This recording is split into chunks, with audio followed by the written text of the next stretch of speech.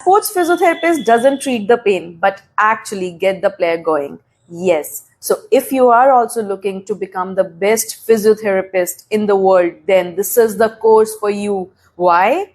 Let me tell you. Here, you are going to learn the detailed anatomy, applied biomechanics, all the techniques which are used in sports physiotherapy and musculoskeletal physiotherapy, along with the neurological, pediatric, and other cases as well. It is going to help you. So these techniques would be dry needling, taping, manual therapy, sports nutrition, sports performance, a lot of soft tissue manual therapy techniques, including ISTM, active release, PRT, MET, MFR, stretchings, and a lot more.